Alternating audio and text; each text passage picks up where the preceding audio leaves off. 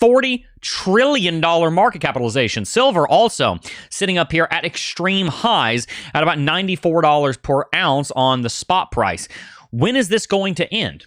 I don't know. And during the entire time, we've been somewhat cautious to say that that gold and silver's rally is going to end at a certain point in time. We don't know when it's going to end. It could go on for another 6 months. It could go on for another 5 days. We don't know. But what we do know is that at some point, this parabolic blow off top on gold and silver is going to stop. And when it does, all of that money that is up here in the top 20% or so is going to need to find a home. Because when silver does stop, maybe let's say it stops at 95, it's probably going to drop down to 70 very quickly. You're going to shave a couple $1 trillion off of the market cap. When gold does stop, it's not just going to come up here and flag out and trade sideways for the rest of time and hold on to all that value. No. If it goes to 50 trillion, it's probably going to backtest down to 40 trillion. If it goes to 60 trillion, it's probably going to backtest down to 45 trillion. And so you're going to have between gold and silver most likely at least $10 trillion worth of value that needs to find a new home. What are these gold and silver investors looking for? They are looking for a scarce asset that is not overvalued that they can purchase to hedge against monetary debasement. And what do these people, these gold bugs that are watching gold, look at? They look at things like the Iranian rial. They look at things like the Iranian currency, which went to zero. And guess what? You held if you wanted to not suffer the consequences of that currency falling apart. Well, I mean, just about everything went to infinity, not just Bitcoin, but Bitcoin is a fantastic plan. If you have 1% of $10 trillion of of profit taking coming out of the precious metal markets in the next year going into cryptocurrencies, that's $100 billion worth of inflows. $100 billion worth of inflows can create several $100 billion worth of market capitalization because it's not a 1-to-1 ratio. If you see 10% of $10 trillion, that's $1 trillion of value that could easily flow into Bitcoin and cryptocurrencies. This is going to most likely lead to an enormous rally on equities. It's also most likely going to lead to an enormous rally on cryptocurrencies, but it's going to take time. And the people that are sitting here accumulating Bitcoin below $90,000, I believe are going to be very happy, maybe not in a year, although probably in a year they're going to be very happy, but at least in 2 years plus, I do believe you're going to be extraordinarily happy that you acquired Bitcoin at these levels. So with that background and with that context, there are, as I said, two major ways that analysts look at this market. Either one, they look at it as an ABC correction on the Elliott wave theory. This would potentially cause a C wave that could drop Bitcoin back down somewhere in here between $50,000 and $75,000. We don't know where the top of the B wave is, so it's a little bit difficult to extrapolate the bottom on the C wave, but for right now, we're looking at between $50,000 and $75,000 as our target should Bitcoin not be able to break through 98. The other way that you can look at this, and the way that a lot of analysts are looking at this movement that Bitcoin finds itself in right now, is through the lens of considering this entire movement to simply be one major bear flag. It's very obvious that we have, as you can see, an uptrending level of support and an uptrending level of resistance, right? Said that backwards. An uptrending level of resistance and an uptrending level of support. Very, very apparent, very, very obvious. And Bitcoin moved all the way to the top of the range and is rapidly moving back down to the bottom of the range. If Bitcoin moves down here and fills the CME futures gap, which sits right around here, then that's fine. You just end up adjusting the range a little bit lower, and then you say that we're still in the range. And then you just trade the range until you move to the upside, until we break out of the range. And essentially what that means is that when you hit the bottom of the range, you set a very tight covered long, just like this, right? And if you run to the top of the range, then you set a very tight covered short, just like this. That's how you trade the range. It's really that simple. If Bitcoin is in a trading range, you set a long position as low as you can, keep a tight stop loss, target the top of the range, have the discipline to hold it, keep that risk to reward like above 5, especially if you're doing a long trade because we are technically in a bear market, and then boom, there's your trade. It's really that simple. So, I mean, it doesn't get much more complicated than that. And so that's one of the things I want to bring up here is the idea of that long trade that could be taking place right here if we fill the CME futures gap. So this is something that I'm eyeing, and I would highly encourage you to eye it as well. Obviously, use your own discretion, do your own research, not financial advice. You've heard the spiel about 1 billion times. If I had a Bitcoin for every time I heard someone saying not financial advice, I'm pretty sure I'd have more Bitcoin than Sailor. But anyway, if Bitcoin does drop down here into this range and fill the CME futures gap, that's where I'm going to be looking at taking a long position, guys, to be honest with you. I'm thinking about setting that up as a automatic trade because it might happen while I'm asleep. And then just run it, right? Just run it. and let that thing move. If Bitcoin runs back up here to 100, great. If you get stopped out, that's fine. It's a really very high risk reward ratio trade.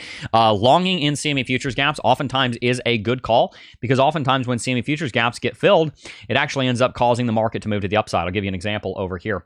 We had a CME futures gap right here, as you can see, in between about 107 and 108. And when that CME futures gap got filled, let's say you entered into a position in the middle of the CME futures gap, and let's just, for the sake of argument, let's pull a fib retracement here off of this A wave back here. Let's say that you were going to long up to, I don't know, 112, right? Because that's the 0.382. You would have ended up getting almost a perfect trade right here. You see, you would have been filled right there. Theoretically, you know, I mean, you might not have been, but you probably would have been. And then you could have exited up there for a really nice long trade going into the CME futures gap. So if that CME futures gap does get filled, not a bad place to put a limit order. We have seen this not work at times, which is where that stop loss is important, because there's a CME futures gap right here, right? We came down, wicked down, filled the CME futures gap, bounced up, and theoretically, you would have possibly gotten stopped out right after you entered, and you wouldn't have had much upside. So it is risky, obviously. Every trade is, but there is a possibility of return there. So that's something you're going to want to look out for, is if that CME futures gap gets filled. Even back here, similar idea. Now, the one thing I do want to remind you with on the CME futures gap is that you actually generally would want to enter in on the bottom, not in the middle. On something like a fair value gap, you would want to enter in the middle, but on something like a CME futures gap, you're going to want to enter in on the bottom. And the reason for that is because the CME futures gap is not filled unless it's completely filled. And so that means that a trade setup right now would probably look something, not in the middle, like we said, but right down here at the bottom, somewhere right around there. So we've got this CME futures gap, as you can see right here. Pull this down right there. So an entry on that would be right around $88,100. At the bottom of the CME futures gap, keep a relatively tight stop loss, and then just hold that until you get up here to the top of the trading range. Once again, we could break south. If we do, that's where, to be honest with you, if you break south, you flip this into a short trade. Because if we break below this uptrending level of support, then most likely what that means is that Bitcoin is actually following through on our ABC corrective movement here, and it's beginning the C wave. So if you get stopped out of that long trade, it would not be a bad idea actually to turn around and turn that into a short trade. So very real trading opportunity coming up very soon that I'm not going to want you guys to miss out on. So if you don't have a place to trade this this movement, I highly encourage you to check out Femex. If you guys have not already signed up for Femex, you absolutely should.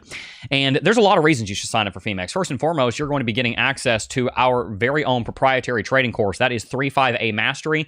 We've had a lot of you guys joining 35A Mastery lately because you signed up through Teachable. That's a 3-hour course. We're going to teach you how the 35A trading strategy works, which is extremely important, because if you do not have the education that you need to actually take advantage of these opportunities, then you're going to be leaving money on the table. So I highly encourage you to sign up for Femex, deposit and trade $100, because once you do, as I said, we're going to give you complete and total free access to the 35A trading course. And I'll go ahead and show you that right here, right now. 35A Mastery, as you can see, is going to teach you the trading strategy that's based on over 100 years of industry knowledge. It was developed by a guy named Elliott a long time ago, the Elliott wave theory. And it is a very helpful theory to predict how markets are going to move. And as you can see, even here in the background, the thumbnail of the course, you can see how the trading setup works. In this particular setup, it was a 9.65 risk to reward ratio. So there's 5 videos down here. Doesn't sound like a lot, but each one of them is actually extremely long. The last 2 videos are an hour each. So this is over 3 hours of content, 3 hours and 12 minutes of content to be precise. This is a $597 value. I'm going to give it to you for free. All you have to do is sign up for Femex with the link in the description box down below. Deposit and trade $100. And by the way, right now there is a promotion going on where if you sign up for Femex, you can also get other massive rewards. I'll show you that real quick, and then we'll get back into the analysis. That looks like this. If you click the link in the description box down below, you're going to be brought over to this trading campaign right here.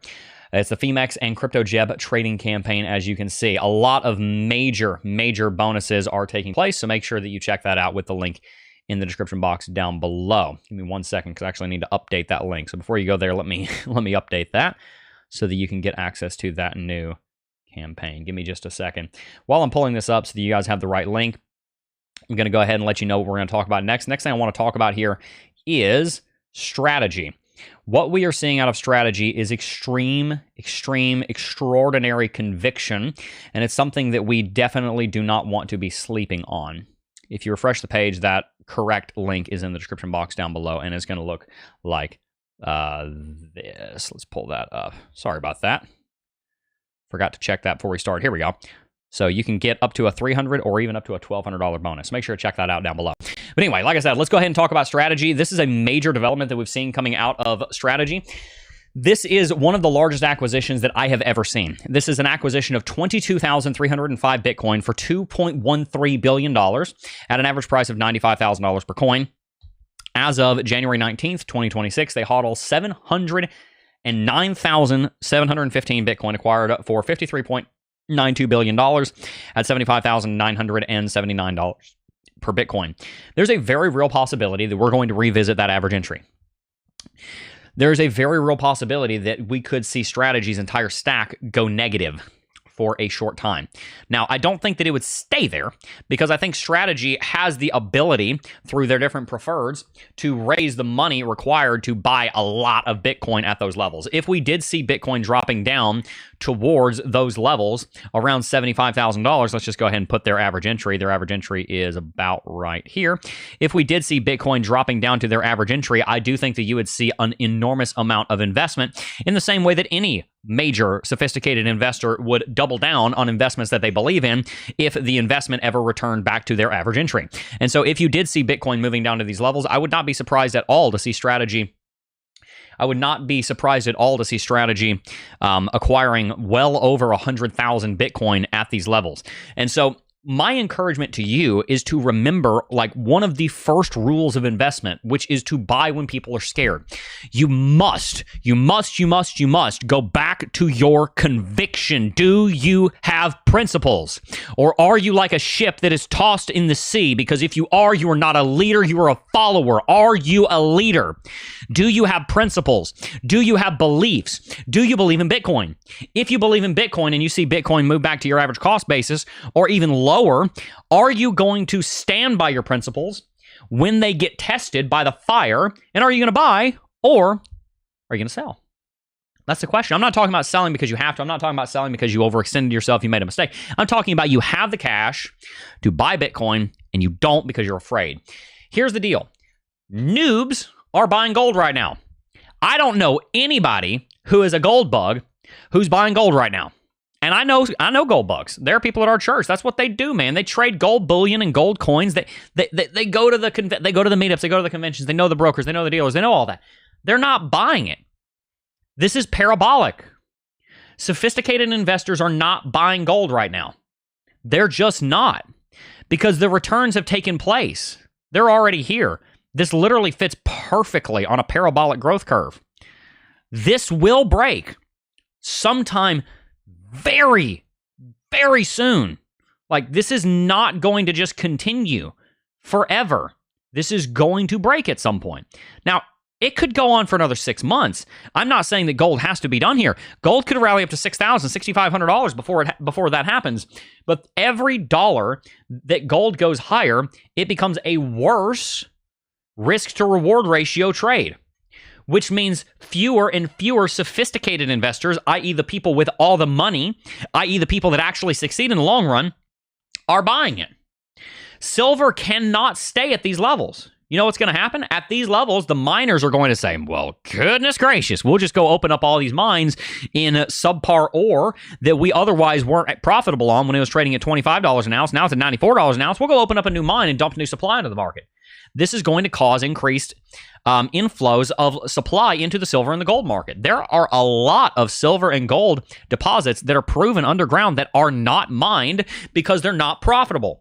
At these levels, they are, which means you're going to, over the next few years, now it takes a few years to get a mine online, but over the next few years, if you say, okay, silver ranged at $25 for, I don't know, the entire 21st century, right? It ranged here at $18. So all the miners are saying, well, we need to be able to sell silver at $22 to be able to break even. So we have to open up a mine assuming that the silver is going to sell for $22. Nobody really thinks that silver is going to go back to $22. Worst case scenario, silver will probably go back to 40 to 50. So now all those miners say, wait a minute. The worst case scenario for silver is that the base price just doubled, which means that we can expand our operations because we'll be profitable mining this ore even if silver goes back to $40. We know it won't stay at 94 forever. If it goes to 170, we're filthy, stinking rich. If it goes to 40, we're profitable. And so you're going to see mining increase. That's not something that you see happen on Bitcoin. That's not something that you see happen. Sorry, but that is something that you see happen in gold. And so with these prices going up, nobody actually thinks that gold's going to go back down to $1,800 an ounce. I don't think that's going to happen. But gold, even if it goes back down to $2,500 to $3,000 an ounce, that's still significantly more profitable for a miner than when it was trading at $1,200 an ounce or $1,000 an ounce or $900 an ounce. And so supply is going to be increasing dramatically over the next few years. People that own mines are now interested in 3xing the amount of mines that they have, increasing the incoming supply. This is going to hold down the price of gold, and it's in time going to end up causing less and less interest to be moving into the precious metals. One, because they're already at such highly inflated values, and two, because the supply increase is going to rapidly grow as the value of the asset has increased. Neither of those two things are true for Bitcoin. Bitcoin is now, as it goes lower, a better and better and better risk to reward ratio trade.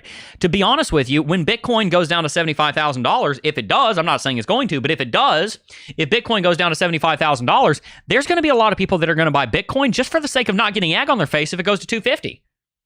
What, you mean to tell me that that worst case scenario is probably going to go down to 50 and the industry itself would bail it out by just buying a crap ton of Bitcoin?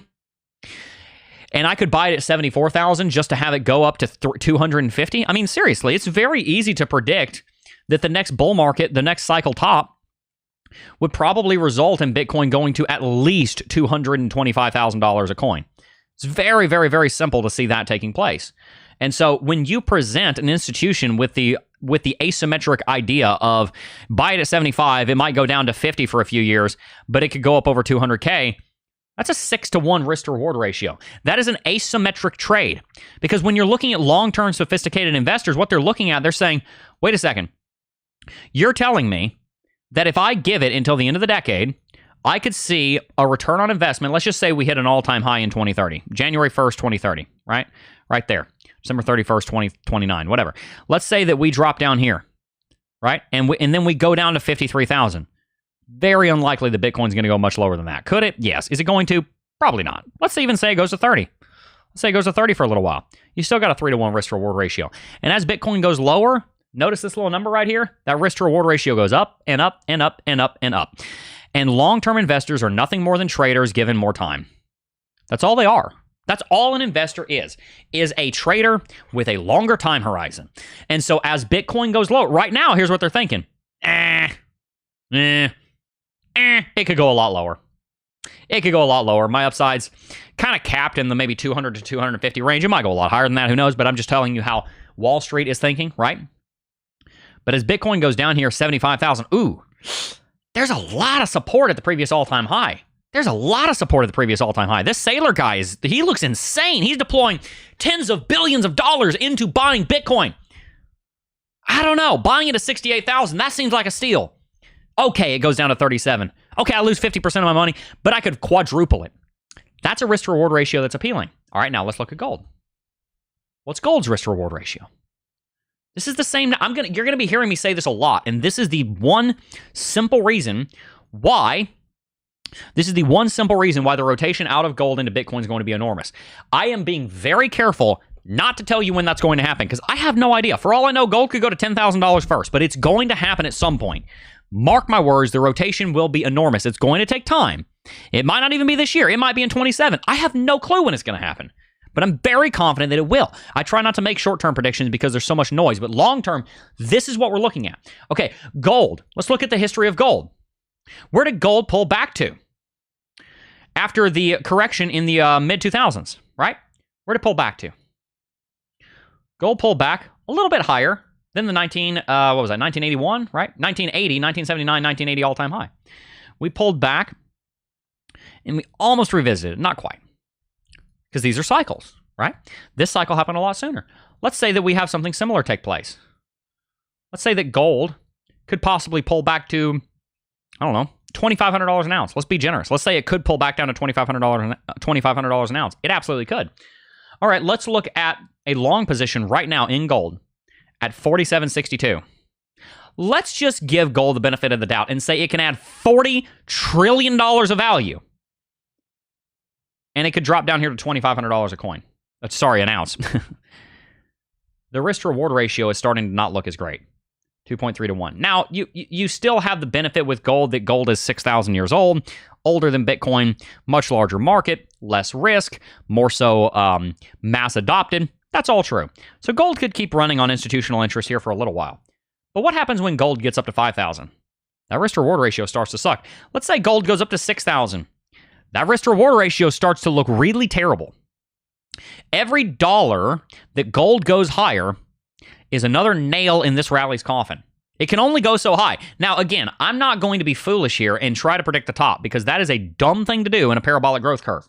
That would not be smart for my reputation, and it would not be smart for your investment for me to try and predict the top on gold. I don't know where the top on gold is. But what I will tell you is that if I was smart enough to have acquired gold 8 years ago, I would be DCAing out right now. I'd be taking profits. I have told you guys, and I've said that, and I'm pretty confident, gold could very easily go to $10,000 an ounce by the end of the decade. It could do that. But again, every dollar that gold goes higher is another nail in the coffin because it will eventually rotate. That's what money does. That's all that GDP is. It is rotation of capital from one place to another. That's what money does. It circulates. Have you ever heard the phrase, money in what? Money in circulation. Money moves around, right? You go and you buy something at McDonald's. McDonald's gives like a penny of whatever they earn to the employee. The employee takes their penny, they buy nothing because they're broke and they work. You see what I mean? The money circulates. You understand? So the money's going to circulate out of gold at some point. Where does it go? Well, again, why are gold investors in gold? They're in gold because they don't like inflation. Some of them are going to buy Bitcoin. Also, here's one more thing to consider. A lot of the people that are investing in gold were investors for 20 years when Bitcoin came out. So they don't trust Bitcoin. They don't see a reason to trust Bitcoin. They don't care about Bitcoin.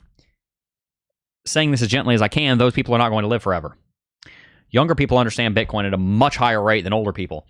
And the reason for that is because, and when I'm talking like 70 years old plus, a lot of people, they just don't understand Bitcoin. There's a lot of 40 and 50 and 60-year-olds that really understand Bitcoin. And then you get down to the 20 and 30-year-olds, and they're like, why the hell would I buy a rock when I could buy digital scarcity?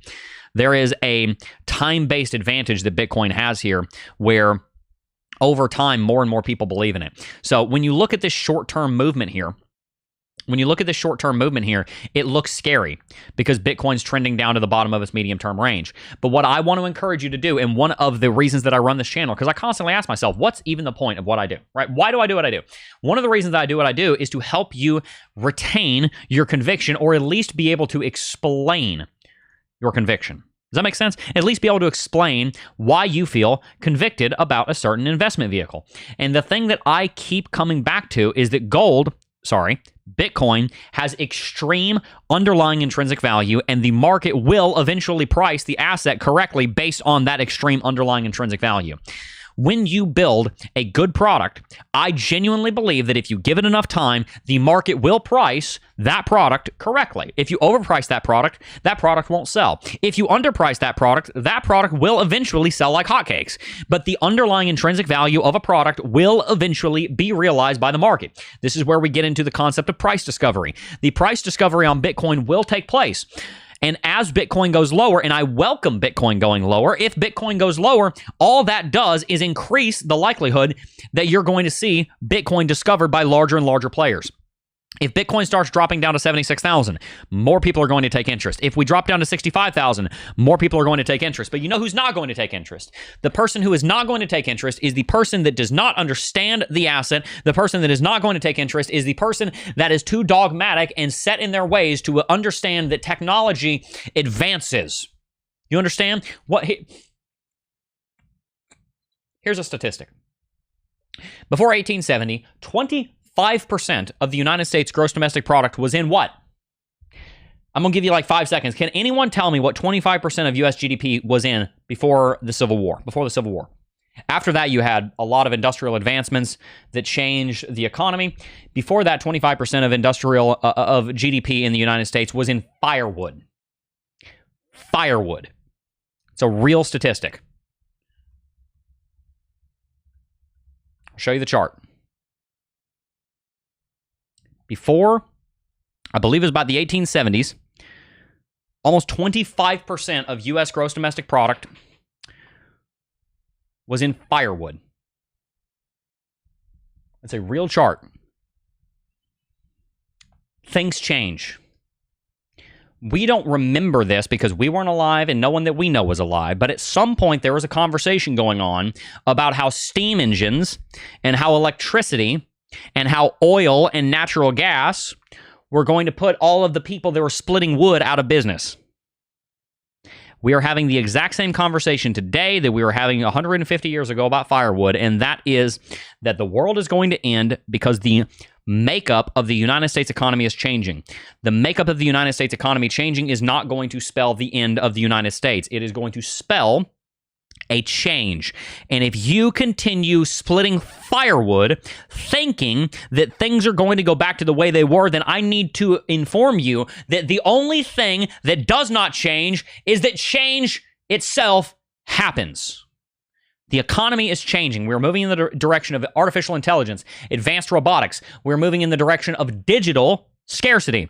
And these things, as you can see from this chart, can take 50 years to play out. From going from 12.5% of GDP down to 0.2% of GDP was from 1860 to 1910. That was 50 years. This was a 50-year transition. This was a transition that took place over an entire lifespan, an entire adult lifespan. I'm not saying that this is going to be something that takes place in the next couple of years. What I am saying is this: you are witnessing a multi-decade-long transition away from currencies that are not scarce, fiat currencies, into precious metals, into land, into guns, into lead, into water, into food, into your little compound out in the middle of nowhere where no one can find you, into digital scarcity, into the assets that people that don't trust centralized governments are buying. And if you buy Bitcoin, you monetize that change. If you bought gold 5 years ago, you monetize that change. If you buy gold now, you monetize that change, but because of how expensive it is, you might have to wait 30 years to get a return. If you had bought gold 5 years ago, then you would have been monetizing that change. It's too late to buy gold. Can you make money? Yes. Is it asymmetrically risky in the wrong direction? Yes. There's asymmetric reward in Bitcoin right now, and I welcome Bitcoin dropping lower because as Bitcoin drops lower, that risk to reward ratio more favorably moves in the direction of Bitcoin.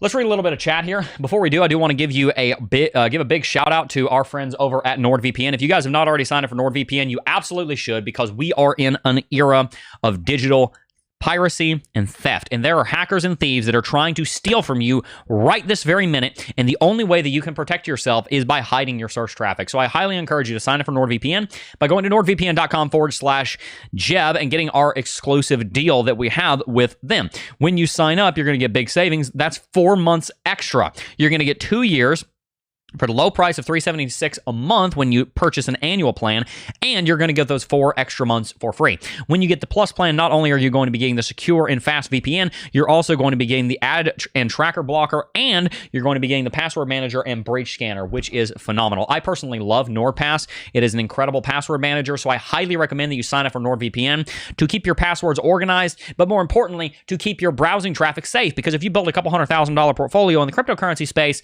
and you ended up having your data stolen by a hacker or a thief, you ended up losing that for nothing. NordVPN, I put up there with your insurances. It's important to have life insurance. It's important to have health insurance. It's important to have car insurance. It's important to have umbrella coverage. And it's also important to have NordVPN because it helps to keep you safe for the very low price of $376 a month when you sign up right now with our link. Go to nordvpn.com/Jeb. All right, let's read a little bit of chat, and then we're going to talk about Ethereum. I have it on good word from the majority of you guys over in the first cohort, which, by the way, if you're not in the first cohort, check us out. Link down below. We post all of our videos early there. You can get in for $49 a month. We talk about trading over there. But many of you guys over there have told me that I should start talking more about altcoins. Give me a 1 in chat if you'd like to see us talk more about altcoins. I really think that we should. I believe that a lot of you guys want to see that. So let's talk about Ethereum today. I've got some interesting takes over there that I think you might enjoy. Asymmetry. Absolutely. An asymmetric investment in Bitcoin right now is possible. In just 1 decade, Bitcoin went from $300 to over $100,000. Imagine what can happen 20 to 30 years from now. Absolutely. Completely agree with you. I don't think there is a second best. MB said 1. Yep, absolutely. Bitcoin isn't what it was supposed to be anymore, though we have let in the people we're trying to keep away from it. Yeah, and to a great degree, you have seen a great deal of institutional investment coming into Bitcoin that a lot of people aren't too happy about. Lots of ones in chat wanting to see altcoin content, so give me 2 minutes to read chat here, and then we're going to go ahead and cover some Ethereum, and then we can talk about more altcoins. I will try to include, give me a 2 in chat if you'd like me to include altcoin analysis on at least one altcoin in every single episode of Coffee and Crypto Live. Give me a 2 if you'd like to see that. And if you'd like to see that, make sure to hit that subscribe button because I'm pretty sure that's what we're going to do. Gold and silver will be dumped so hard when food scarcity hits. At some point. Let's see. Financial sovereignty, absolutely. Still standing. Love to see it. Doubt metal buyers will come to crypto. I don't think the majority of them will, but I think some of them will. I think some of them will. I don't think the majority of them will, but I think some of them will. There's a subset of metal buyers that are not dogmatic on precious metals. They're dogmatic on scarcity, and they don't care where they find it. They just want scarcity. That's why I was running calculations of 1 to 10% of the market cap from gold and silver that is taken as profits moving over to Bitcoin. I don't think I don't think all of it will. But to be honest with you, there is also another trend that when they pass away and the inheritance is left after taxes, their children and their grandchildren understand Bitcoin a lot better. And again, that's morbid, but it is the way the economy works. You see this rolling effect as one generation passes wealth to another, where the younger generation understands newer investments. Lots of 1s and 2s. Really excited for that. Sadly, I'm here for the money, so big money isn't the end of the world. Yeah.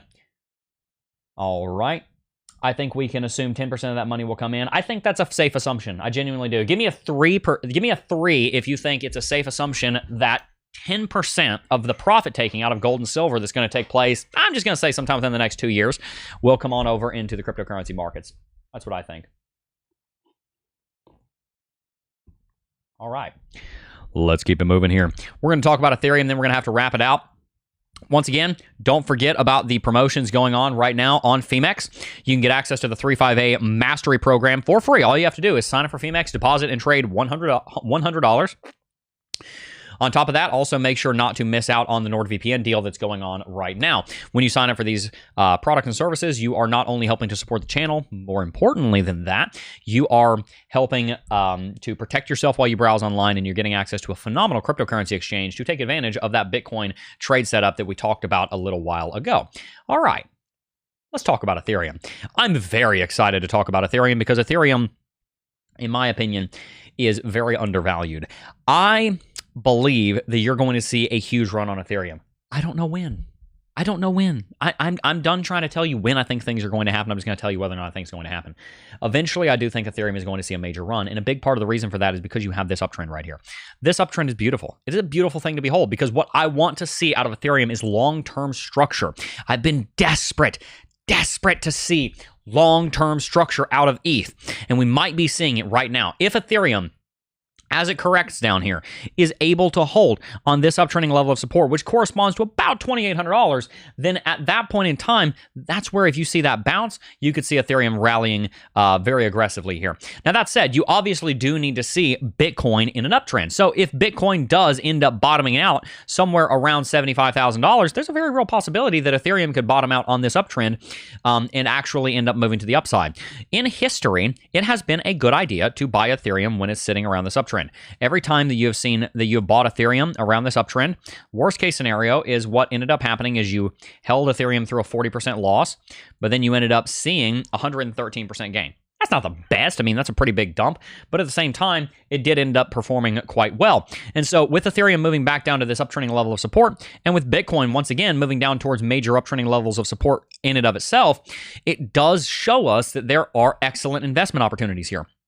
And what I'm hoping for is that at some point in the next couple of years, that you get to see Ethereum start to be majorly adopted in a way that we have not seen as of yet. There is luckily a large amount of inflows. There are luckily a large amount of inflows that have gone into Ethereum.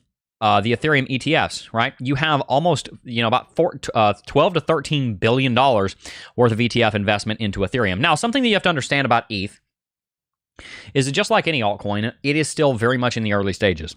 It's easy to think that Ethereum is mature because of how long it's been around, but it's really not. It really has not reached maturity just yet. And the reason for that is because if it had, you would see this much stronger long-term uptrend. What we need to see is that we need to see a return of interest into the altcoin space. The reason that you haven't seen Ethereum go to 10,000 yet is because everybody's interested in tech stocks. Everybody's interested in artificial intelligence. Everybody's interested in semiconductors. And because they're interested in that, Ethereum is not the current fad.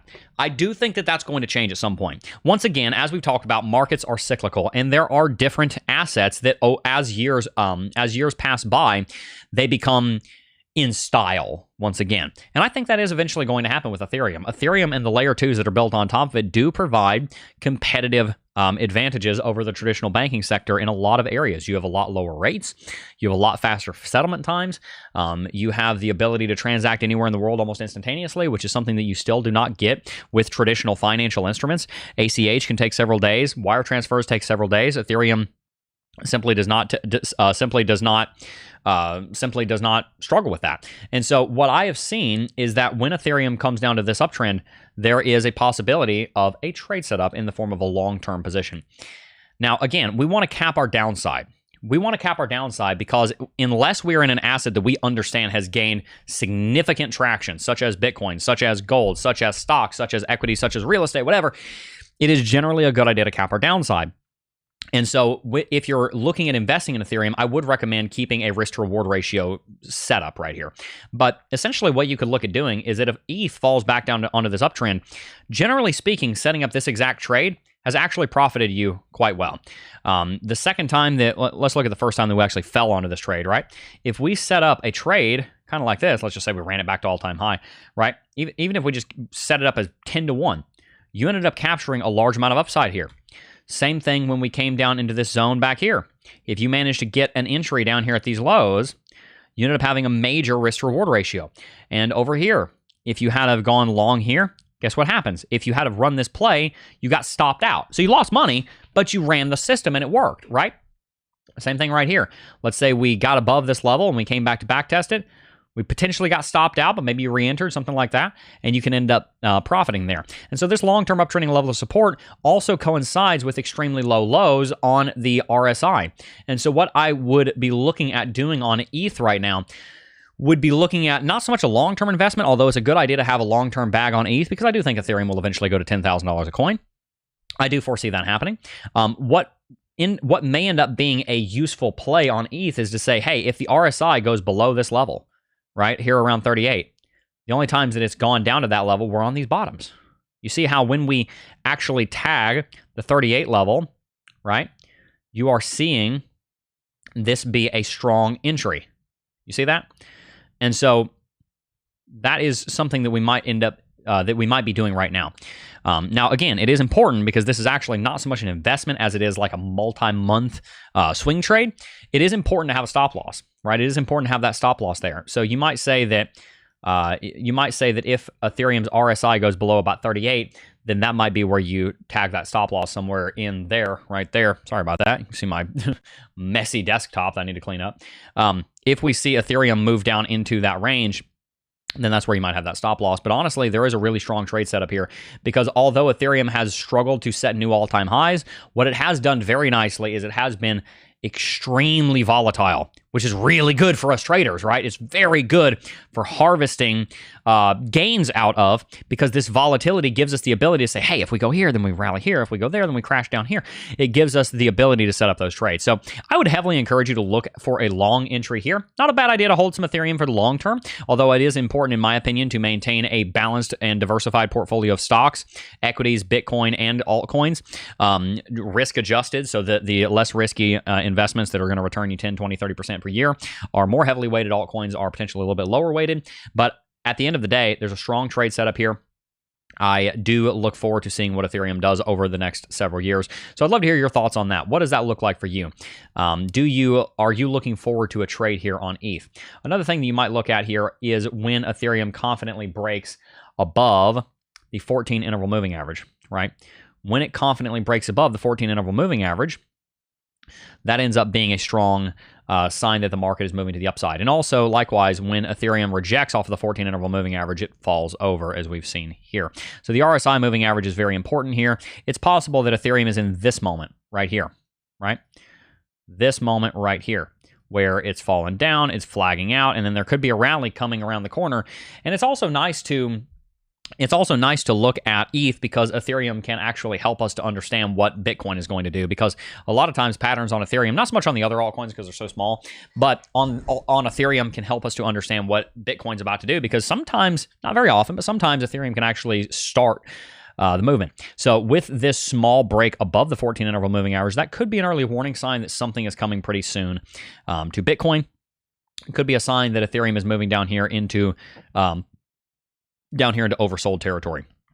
So if ETH revisits down here to these levels, such as like right here around 2,600, that might actually end up being a pretty strong area to start acquiring ETH for the long term. So highly encourage you to look for that. Once again, we're looking at that 14 interval moving average coming down dramatically here.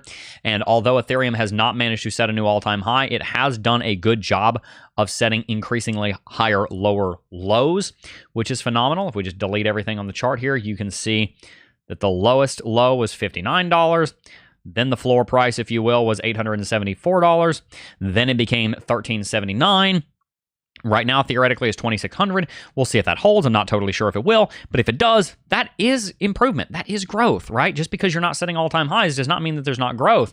There can be growth on the bottom end that doesn't necessarily translate the way you want it to the tops, but sometimes that growth on the bottom end can actually predict growth on the top end if you give it enough time. So, like I said, we're moving into an area where an asymmetric trading opportunity may be presenting itself on Ethereum, and so if you have not already, I highly encourage you to sign up for Phemex with the link in the description box down below, because Phemex is going to be the best place in the cryptocurrency space to take advantage of that trading opportunity. So sign up for Phemex, deposit and trade at least $100, and then you're going to be getting access to the 358 Mastery course absolutely free of charge. However, I don't think that I'm going to be able to run that promotion for very long because this is a very valuable course. It's valued at $600. I'm giving it away for free. I don't think I can do that for long, so you're really going to have to take advantage of this relatively soon. I don't think that this promotion is going to be one that I can keep running for too long.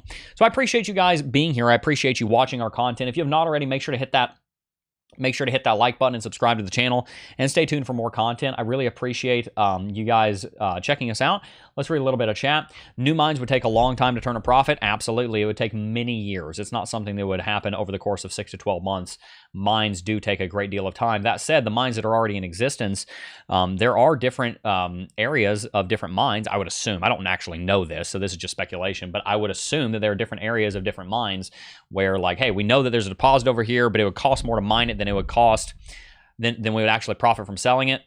But it's right there. Our machinery's right here. Our guys are right here. We have the techniques. We have everything in place. We have the infrastructure, the logistics. We'll just go ahead and take it out now because, you know, I don't know how much of an impact that's going to have on supply. But I do think that you're going to see, on the time scale of multiple years to decades, a major increase in supply to precious metals, because why wouldn't you? I mean, why wouldn't you, right? You've seen the oil price relatively stable for a very long time because as prices go up, it becomes more profitable to drill for sour oil or you know, as opposed to more sweet oil. You know, sour oil having more sulfur in it, it's more difficult to process, and so that drives the price back down because you can just drill more. And so a similar thing is probably going to be happening in precious metals. And of course, that's not even to mention the fact that in probably not 5 years, probably not 10 years, but within 30 to 40 to 50 years, you're almost certainly going to be seeing stellar deposits of gold and platinum and palladium and silver, maybe not silver, but at least gold, platinum, palladium, rhodium, all of these metals returned back to Earth, right? Because it's so value dense, it actually makes sense to do space-based mining sometimes. So we may end up seeing something like that taking place. I know a lot of you are like, Chad, that's insane. What are you talking about? No, but seriously, if you study the economics of it, when space mining takes off, it's going to start with in situ use. So mining will be done for the sake of creating resources, of extracting resources that are used in space-based applications. But then the next major application of that will be to mine extremely value-dense metals such as rhodium, like $100,000 an ounce, right? Gold, $5,000 an ounce. Those kind of values make it realistic to go and mine a few dozen pounds of it and drop it in the ocean and then sell it on the markets. And that will eventually, probably by the end of the 2050s, start impacting supply. And the FUD from that could start happening 20, 30 years ahead of time, which means it could start pricing in. Don't believe me? Just ask the conquistadors who stole all of the gold from the New World and crashed the price by 95% when they brought it back across the Atlantic Ocean. Check that chart out if you don't think I'm right. I'm serious. I'm absolutely serious. When you discover new deposits of gold, hasn't really happened on a major scale in the last 500 years, but it has happened in history. Gold in just the last few years finally recaptured its price, inflation adjusted, that it was in 1490 before Christopher Columbus sailed the ocean blue. That's a true fact of history, and it's going to happen again at some point this century. I don't know when. It's going to happen at some point, though. All right. Like I said, hope you guys enjoyed today's content. If you did, hit that like button, subscribe to the channel, and stay tuned for more content. And before I go, I do just first want to thank each and every single last one of you for watching, as always. And I will see you guys in the next video. Peace.